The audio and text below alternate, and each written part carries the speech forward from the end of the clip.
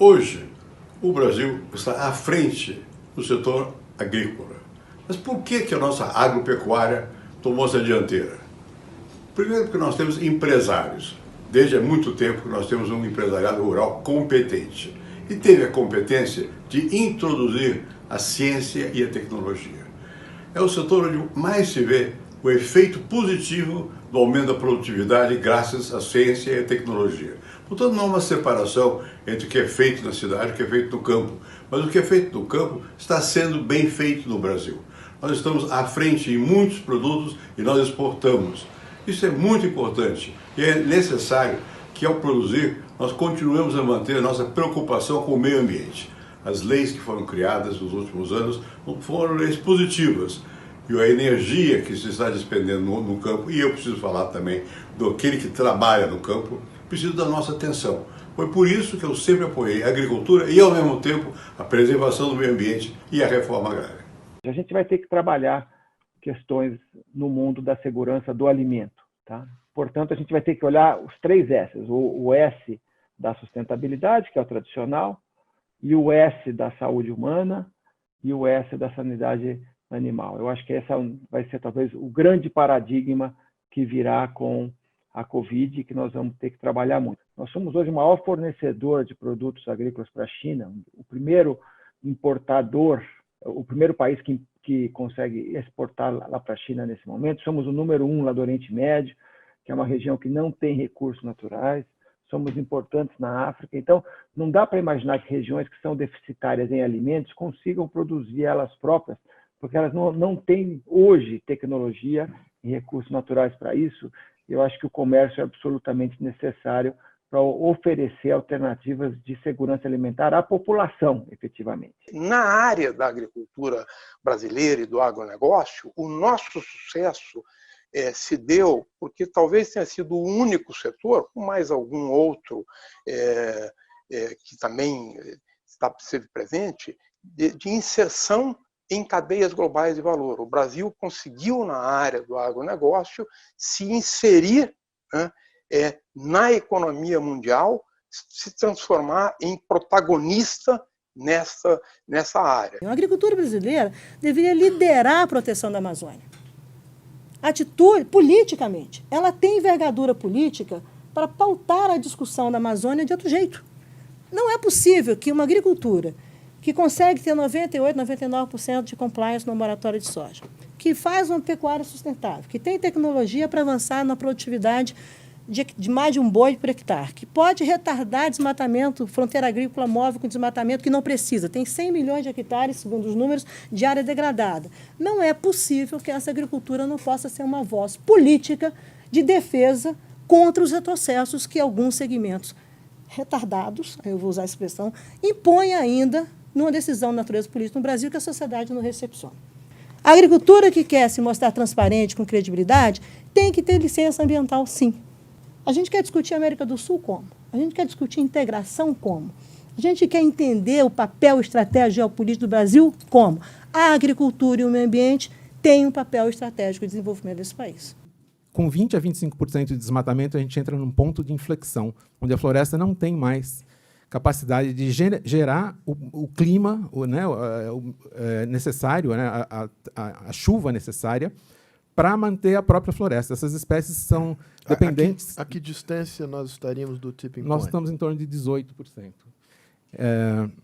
de perda do bioma. Então, a gente tem aqui uma floresta típica, que está no oeste da Amazônia, e aqui já áreas em princípio de savanização no leste da Amazônia. O nosso vizinho deixou de estar no Brasil. O vizinho hoje está nos Estados Unidos, está na Tailândia, está não sei aonde. Então, o teu vizinho nos Estados Unidos está trabalhando a questão da produtividade, né? Está tendo acesso a tecnologias. E se você não acompanhar o teu vizinho da Tailândia, você vai para mediocridade. Não é mais aqui, é fora, né? E você vê claramente os avanços tecnológicos que estão ocorrendo fora. Então, eu acho que a gente vive um momento de que ou nós conseguimos acompanhar os aumentos, as revoluções tecnológicas que estão ocorrendo fora, a Revolução Verde nós conseguimos, mas essa não é a verde, né? Essa tem diversas ocorrendo, já foi citado, biotecnologia, nanotecnologia, essa da informação, da Big Data aí, que inclui clima. Elas estão ocorrendo e ou a gente vai conseguir fazer isso ou nós vamos para a decadência. A gente não está aqui para pensar esse ano e ano que vem. Acho que a gente está aqui para pensar o futuro, efetivamente, do nosso país. Que país que a gente quer?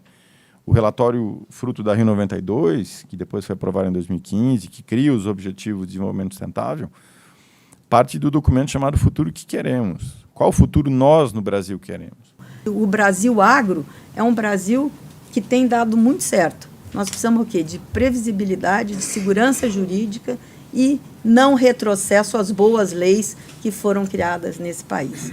Por que o setor agro resistiu à crise mais do que os outros setores da economia?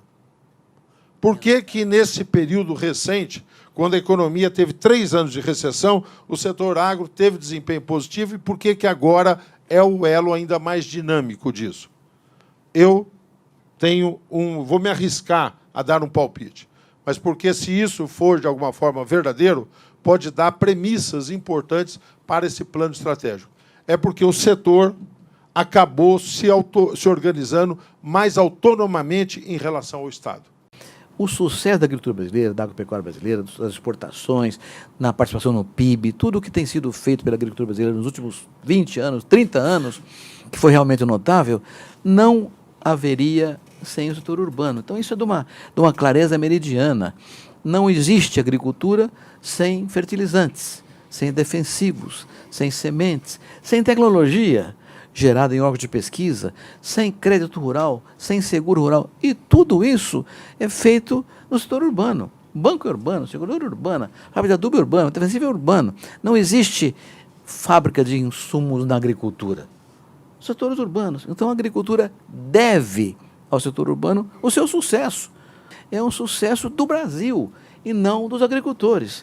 Vocês acabaram de assistir uma pequena amostra dos seminários da Fundação Fernando Henrique Cardoso.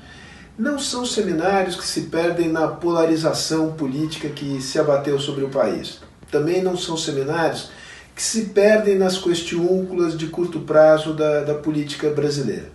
Nosso espírito é outro, nossa perspectiva é outra. Nós procuramos abordar os grandes temas da agenda nacional, os grandes desafios, as grandes potencialidades brasileiras com uma perspectiva de futuro. Não há a menor dúvida que o Brasil é hoje uma potência na agricultura, no seu agronegócio, na agricultura e na pecuária. É a atividade econômica que nos dá a maior projeção global.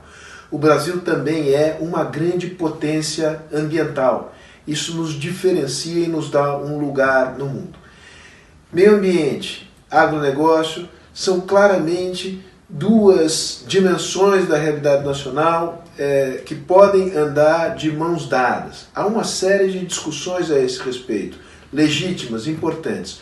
O espaço da Fundação Fernando Henrique Cardoso é para que, num ambiente em que haja liberdade de explicitar pontos de vista, se busquem também os consensos que são necessários para o desenvolvimento da economia e da sociedade brasileira.